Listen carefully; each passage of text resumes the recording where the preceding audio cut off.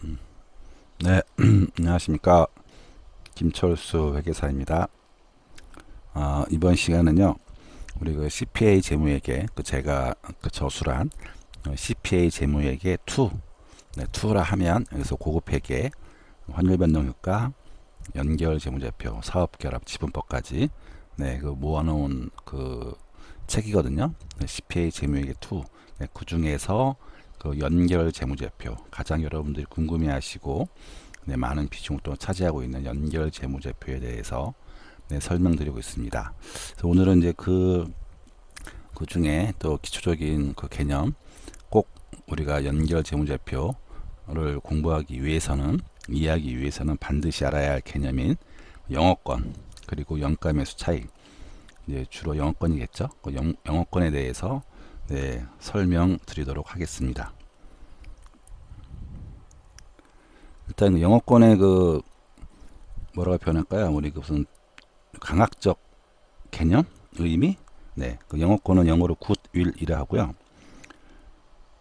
한마디로 표현하면 기업에 내재된, 내재란 말은 그 안에 있는, 겉으로 드러나지 않는 그런 뜻이죠.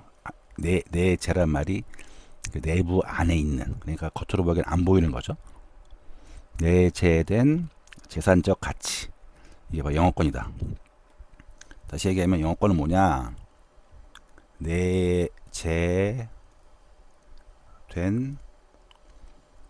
재산적 가치다. 네. 이게 영어권의 본질적인 의미가 되겠습니다. 저희는 영어권이 이런 거고, 회계에서 중요한 거는 영어권의 개념은 그렇고, 중요한 건 측정 방법. 그럼 어떻게 측정할 것이냐? 얼마로 영어권을, 즉 기업 내부에 있는 재산적 가치인 영어권을 어떻게 얼마로 측정할 것이냐, 중요한 또 주제이고요. 또한 그 그래서 회계 처리를 또 어떻게 할 것이냐, 네, 중요한 이슈가 되겠습니다.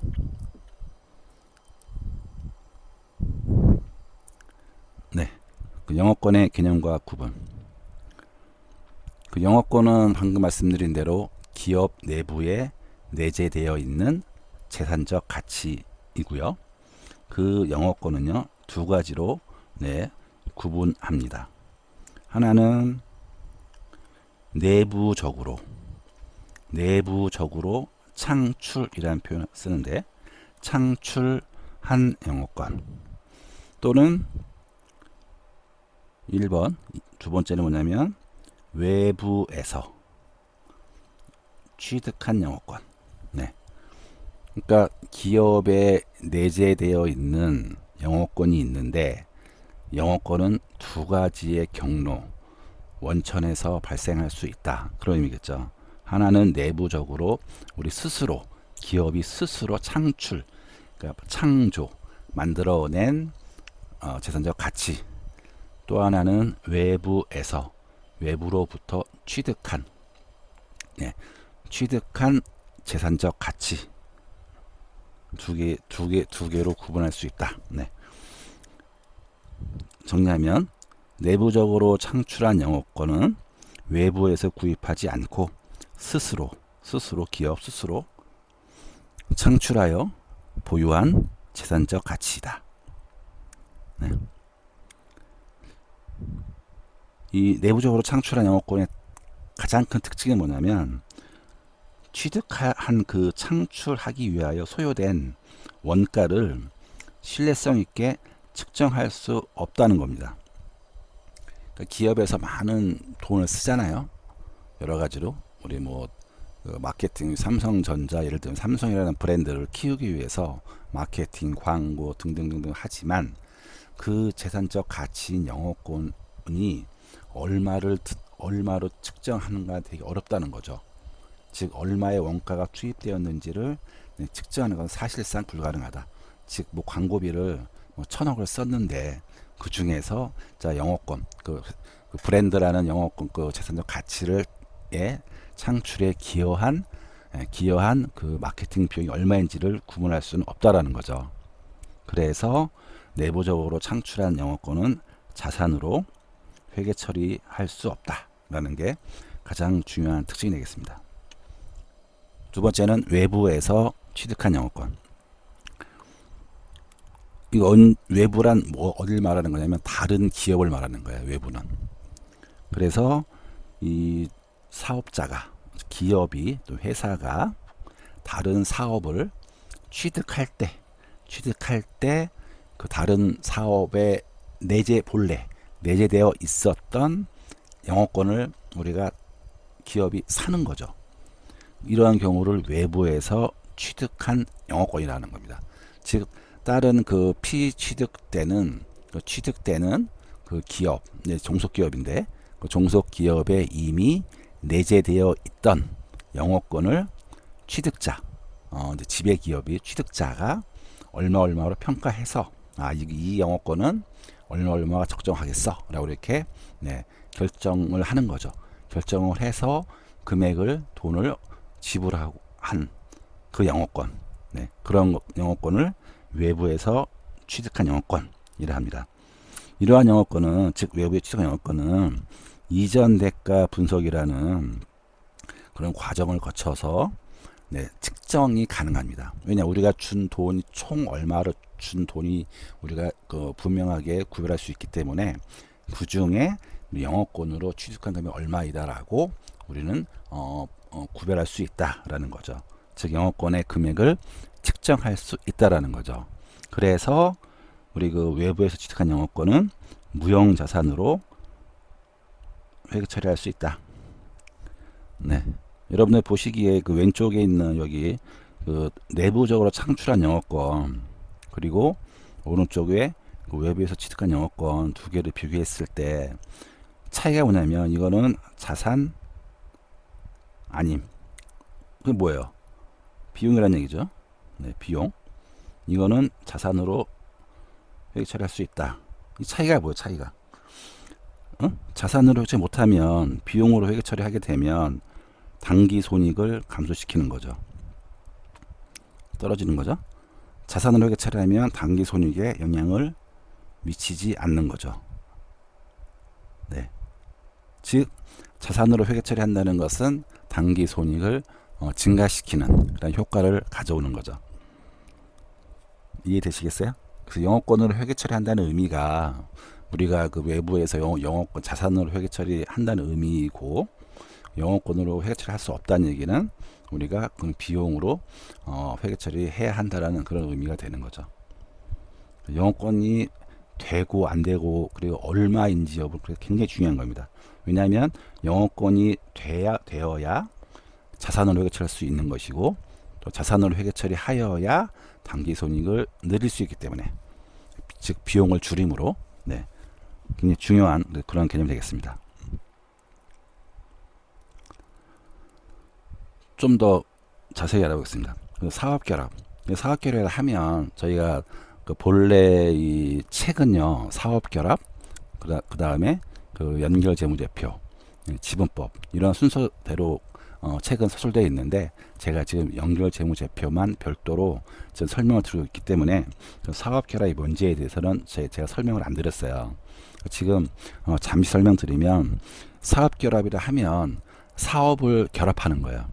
여기 써있지만 사업결합, 용어 그대로 사업을 결합하는 거예요. 이거는 회계학적인 용어고요. 우리 실무에서는 흔히 합병, 여러분들 그 인수, M&A 들어오셨죠? M&A를 이제 우리말로 인수라 하고요. 액퀴지션, 그 취득, 획득, 그런 의미고요. 인수. 그리고 합병은 두 개의 그 기업이 합치는 거, 법적으로 아예 합쳐서 하나로 되는 걸 합병을 하거든요. 사업결합이라 하면 인수와 합병을 말하는 거거든요. 그래서 사업결합, 그 인수 합병을 통한 영어권 취득, 여기에 그거 방금 말씀드린 외부에서 취득하는 영어권의 경우, 영어권 나오는 그런 케이스가 되는 거죠. 다시 한 말씀 드립니다. 이 사업결합 과정을 통해서 그 피취득자가 종속기업이거든요. 내부적으로 창출한 영어권은 인수, 합병 등 사업결합 과정을 통해 취득자에게 이전된다. 그런 의미가 되겠습니다. 용어 좀 정리하겠습니다. 용어. 취득자는 지배기업을 말하는 거고요. 그 다른 사업이라면 기업 같은 의미고, 네, 그 사업을 취득하는 그건 취득자, 네, 곧 지배기업이 되겠습니다. 그다음에 피취득자는 P가 뭐냐면 이제 수동의 의미는 P가 취득되는, 네, 그런 의미고, 그래서 종속 기업을 의미하겠습니다. 이처럼 사업 결합 과정에서 취득한 영업권은 이전 대가 분석을 통해, 이전 대가 분석은 이제 다음 시간 정도에만 나올 것 같은데, 저희가 그 이전 대가가 뭐냐면 취득자가 피취득자의 사업을 그 결합하면서 인수하면서 합병하면서 그 지불한 대가, 그걸 이전 대가를 하거든요. 이전 대가를 분석하면, 즉 이 사업의 공정가치가 얼마인지를 분석을 하면 영업권이 얼마인지가 결과적으로 산출이 됩니다. 네, 지금 그런 의미거든요. 이전 대가 분석을 통해 신뢰성 있게 측정할 수 있다. 그래서 무형자산으로 회계 처리한다. 즉 자산으로 회계 처리할 수 있는 요건 중에 이런 금액을 일단 확정할 수 있어야 되거든요. 그 금액 확정하고 그 금액이 또 다른 현금을 우리 회사에 유입시킬 수 있다. 그럴 그게 확실하다. 그럴 때 그 지출하는 현금은 자산으로 회계처리할 수 있는 것이고, 네, 그래서 이러한 영업권은 우리가 사업 결합을 통해 취득한 영업권은 금액을 신뢰성 측정할 수 있고, 이 영업권을 사용해서 우리가 미래에 이제 우리 그 사업 결합한 전체 실체가 되겠죠. 사업 결합한 후에 현금을 또한 유입할 수 있다. 확신할 수 있다라는 그런 의미가 되겠죠. 그래서 무형 자산으로 회계 처리할 수 있다라는 그런 의미가 되겠습니다. 네. 그래서 무형 자산이라 하면 나중에 공부하겠지만 사실은 이제 뭐 우리 중급 회계에서 나온 개념이고요. 자산을 우리가 여러 뭐 금융 자산, 유형 자산, 재고 자산, 무형 자산 등등등으로 분류를 하는데 그중 하나죠. 잠깐 말씀드리면 형체가 없는 자산, 기본 영어권, 그다음에 우리 산업재산권, 예를 들면 뭐 특허권, 뭐 상표권 이런 것들, 네, 그런 것들이 이제 우리가 흔히 일상에서 접할 수 있는 권리금 이런 것들이 무형 자산의 사례가 되겠습니다. 네, 그럼 이제 중요한 그 영업권의 개념은 이해하셨고요. 중요한 건 뭐냐면 이제 회계에서는 영업권을 어떻게 측정할 것이냐, 계산, 다른 말로 하면 측정, 네, 어떻게 측정할 것이냐 또는 얼마로 측정할 것이냐가 중요한 이슈가 되겠고, 그래서 한번 알아보면 말씀했지만 내부적으로 창출한 영업권은 측정할 수 없다고 말씀드렸고요. 이 계산의 개념은 당연히 외부에서 취득할 때 그때 영업권을 어떻게 측정할 것이냐라는 문제에 대해 말씀드린 겁니다. 취득자가 사업 결합을 통해 취득하는 영업권은 이해되시죠? 여기까지. 사업 결합 대상 자산 부채의 공정가치, 여기 사업 결합 대상 자산 부채의 공정가치를 초과하여 지급한 이전 대가 금액입니다. 네, 한번 읽어보시고 한번 생각해 보세요. 이게 무슨 얘기냐면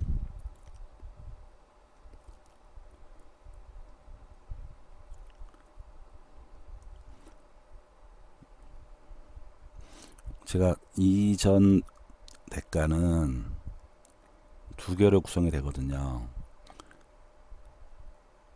취득 대상 사업의 공정가치 그리고 영업권.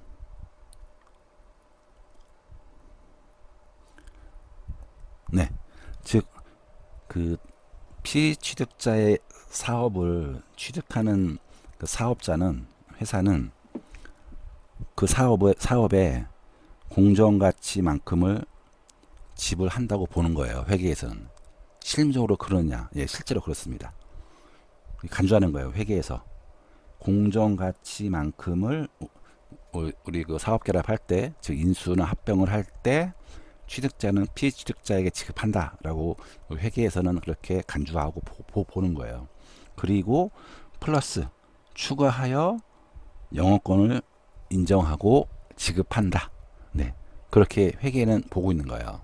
그래서 그 금액 합한 금액을 이전 대가, 네, 얼마, 우리는 얼마에 살래 이 회사를, 그때 그 이전 대가, 그렇게 해서 계산한 이전 대가를 지급한다라고 보는 거예요. 그러니까 요 산식을 바꿔주면 영업권을 남기고 이거를 공정가치를 이쪽으로 넘기면 영업권은 이퀄 이렇게 되는 거죠. 이전 대가 마이너스 공정가치가 되는 거죠. 네. 그러기 때문에 방금 말씀드린 것처럼 영업권은 무엇이냐? 공정가치를 초과하여 지급한 이전 대가다라는 그런 설명이 가능한 거죠. 네. 이해하시죠? 네. 이해하시리라 믿습니다. 그 정도는. 네. 정리해 보겠습니다. 영업권의 계산. 취득자가 사업결합을 통해 취득하는 영업권은 사업결합 대상 자산부채의 공정가치를 초과하여 지급한 이전 대가 금액입니다. 네. 보시고요. 영업권 이퀄 사업결합 이전 대가 마이너스 취득한 자산부채 공정가치. 네. 즉 이게 무슨 의미냐면 자산의 공정가치에서 부채의 공정가치를 빼준 거죠. 그래서 뭐라 표현하냐? 순자산 공정가치다 라고 다시 표현할 수 있는 거죠. 네. 다시 한번 설명해 볼게요. 사업결합 이전 대가는 뭐냐면 취득자가 피취득자에게 지급한 총 대가를 의미하고요. 공정가치를 차감하는데 공정가치는 뭐냐면 어떤 공정가치냐면 취득한 순자산의 공정가치라는 얘기지. 순자산은 다시 말씀드리지만 순자산 뭐다? 자산에서 부채를 차감한 것이 순자산이다. 네. 초과한 금액이 바로 영업권이다. 네. 이해되시죠? 한번 예시를 한번 보겠습니다. 순자산 공정가치가 1200인 피취득자의 사업을 현금 1500을 주고 지급하고 취득한 경우를 볼게요. 영업권 한번 계산해 보겠습니다. 영업권은 이전 대가 1500에서 순자산 공정가치 1200을 차감한 300이 되는 거예요. 이해하시죠? 회계처리 한번 보겠습니다. 회계처리. 차변에 순자산이 들어옵니다. 우리 자산이니까. 네, 순이라는 말은 부채를 뺀 의미 아닐까? 네, 자산 어차피 순자산도. 그래서 순자산 1200원. 이게 왜 1200원 뭐냐? 이거는 페어밸류다. 공정가치다. 그리고 현금이 대변에 빠지겠죠. 이전 대가 현금이 1500원 빠졌고요. 이 차이가 뭐냐? 300이 곧 영업권이다. 영업권은 뭐다? 자산이다? 부채다? 비용이다? 자산이다. 자산이고 비용이 아니다. 네. 이해하시죠? 네. 이렇게 회계 처리한다. 굉장히 이제 어려운 개념을 말씀드렸어요. 영업권은 중요하고 기본적이고 또 어렵고, 근데 하여튼 우리가 사업결합, 인수나 합병을 할 때 그 말씀드리지만 회계에서는 그 취득자는 그 피취득자에게 그 대가를 지급할 때 그 피취득자 사업의 공정가치에다가 영업권을 더한 금액을 지급한다 라고 가정한다라는 거죠. 그것만 이해하시면 되겠습니다. 그리고 또 이제 영업권을 이제 재측정하는 경우가 있어요. 그러니까 당초에 방금 말씀드린 것처럼 그 공정가치를 초과하여 지급한 금액이 영업권인데, 공정가치를 산정할 때 또는 이전 대가가 바뀌면 영업권이 바뀌겠죠. 당연히. 네. 그러한 경우에 영업권을 재측정한다 합니다. 그래서 영업권이 언제 발생하느냐? 다시 말해 이전 대가가 변경하거나 그 순자산 공정가치가 변동하는 경우, 그럴 경우에 영업권을 재측정할 수 있다. 여기 보시면 뭐 1년 이내, 지금 1년 이내 취득일로부터 1년 이내라는 표현이 있는데, 취득일로부터 1년 이내에 공정가치나 조건부 대가, 이전 대가인데 그 대가, 이전 대가 두 가지로 구분되거든요. 기본적인 이전 대가와 조건부 대가. 조건부 대가가 뭐냐면 조건이 달성이 되면은 추가로 지급하는 그런 대가. 그게 조건부 대가라는데, 그런 조건이 달성이 되어서 그 대가가 변경될 수 있잖아요. 그래서 조건부 대가가 변경되면 언제? 취득일로부터 1년 이내에 변경되면 이 영업권을 재측정한다라는 말씀입니다. 그리고 뭐 여기 오류 수정인데, 오류 수정은 뭐 언제든지 측정 기간 관계없이 1년이든 2년이든 3년이든 오류가 발생하면 그 소급하여 영업권을 재측정한다. 알아두시고요.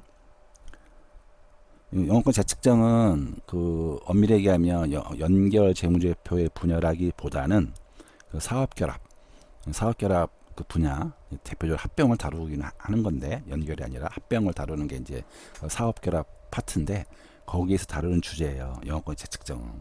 지금 영업권 설명을 제가 지금 드리기 때문에 함께 재측정도 설명을 드렸습니다. 영업권을 이제 정리 한번 해보겠습니다. 영업권은 내부적으로 창출한 영업권과 외부에서 취득한 영업권으로 구분한다. 내부적으로 창출한 영업권은 자산으로 처리할 수 없다. 외부에서 취득한 영업권은 무형자산으로 처리할 수 있다. 처리한다. 영업권은 어떻게 계산하느냐? 이전 대가에서 취득한 자산 부채 공정가치, 즉 순자산 공정가치를 차감하여 계산한다. 재측정은 공정가치나 그 조건부 대가가 변경할 때, 이전 대가가 변경할 때 영업권을 재측정한다. 이렇게 영업권을 정리해 보겠습니다. 그리고 영업권과 반대되는 개념이 염가 매수 차익입니다. 즉 순자산 공정가치를 피취득자의 순자산 공정가치를 기준으로 더 많이 지급하면 영업권이고요. 일반적인 경우죠. 대부분의 경우 인수합병 언제 이루어지느냐? 상대방 피취득자의 사업이 좋아 보이기 때문에 취득자가 욕심을 내는 거거든요. 그렇기 때문에 영업권이 그 순자산 가치보다 금액을 더 쳐서 주는 거예요. 소위 말하는 교환권 프리미엄도 영업권의 일부가 되는 거고요. 그렇기 때문에 영업권이 일반적인 경우인 거죠. 그러니까 영가매수 차익, 즉 순자산 공정가치보다 적은 이전 대가를 지급하는 경우는 거의 없다. 그런 경우가 있다면 그것은 이상한 케이스다. 왜냐하면 순자산 공정가치가 뭐냐면 이걸 시장에서 내다 팔면 받을 수 있는 금액이기 때문에 그 이하로 산다는 것은 사실은 실무적으로 발생하는 케이스는 굉장히 어렵다. 굉장히 특이한 경우다. 특이한 경우. 그렇기 때문에 영가매수 차익이 발생하는 경우도 거의 없다. 그러나 이론적으로 우리 이론상으로는 존재하기 때문에 우리 시험에도 나오고 또 실무적으로도 발생하는 경우도 있습니다. 아주 드문 경우이지만, 그래서 염가매수 차익에 대해서 좀 설명드리겠습니다. 염가매수 차익은 취득하는 사업의 공정가치보다 이전 대가를 적게 지급하는 경우 발생하는 이익이라는 거죠. 이익인 거지. 그러니까 내가 가져오는 순자산 공정가치보다 적게 주고 사업을 사오는 거니까 이익이 발생하는 거잖아요. 그래서 이익인 거죠. 이것은 사업 결합 시점에 영업권이 자산이니까 부채로 회처리하지 않고 즉시 단기 손익으로 이익으로 처리한다라는 게 또한 이제 차익점이 되는 거죠. 정리하면 염가매수 차익은 취득한 자산 부채 공정가치에서 이전 대가를 뺀 금액이다. 영업권 산정과 반대죠. 요 두 개 바뀌었죠. 순서가. 이해하시려 있습니다. 이게 더 크니까 취득한 자산 부채 공정가치가 더 크니까 이거보다는 이전 대가보다 크니까 이렇게 빼주는 거고, 영업권은 이게 이전 대가가 크니까 이전 대가에서 공정 가치를 빼주는 거고. 네, 그 차이인 거죠. 그 다음에 영업권과 그 원가 매수 차익의 비교는 한번 생각해 보시고 굉장히 중요한 거니까 여러분들 몇 번이고 듣고 또 읽고 해가지고 머릿속에 꽉 잡아 넣으셔야 돼요. 네. 그다음에 이제 우리 그 시험에서 가끔씩 이제 그 취득원가, 사업의 우리가 그 사업 결합에서 얼마로 이 사업을 측정할 것이냐라는 문제 나올 수 있는데, 영업권이 있으면 취득원가는 일반적으로 이전 대가예요. 내가 돈을 준 금액이 곧 그 사업의 사업의 공정가치, 내가 취득한 금액이기 때문에 그 금액이 이전 대가 금액이 곧 제가 그 사업 취득한 사업의 취득 원가가 되고요. 근데 만약에 영가매수 차익이 있다. 시험에서는 자주 등장합니다. 있다면 그런 경우에 그 사업의 취득 원가는 이전 대가에서 영가매수 차익을 더한 금액이다. 즉 무슨 얘기냐면 취득 원가는 곧 피취득자 사업의 공정가치이다라는 얘기거든요. 좀 이해하기 어려우시죠? 예를 들어볼게 내가. 그래서 이전 대가가 1000이고 영가 매수 차익이 200이 발생했다. 이런 경우에 우리가 회계처리를 어떻게 하느냐? 차변에 순자산 1200, 대변에 이전 대가 1000, 매수 차익 200 이렇게 회계한다는 말씀인 거죠.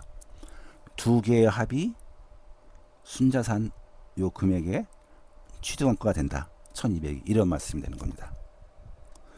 영업권이 있는 경우에는 반대로 영업권이 있는 경우에는 차변에 순자산이 1200이고 대변에 이전 대가가 1000이고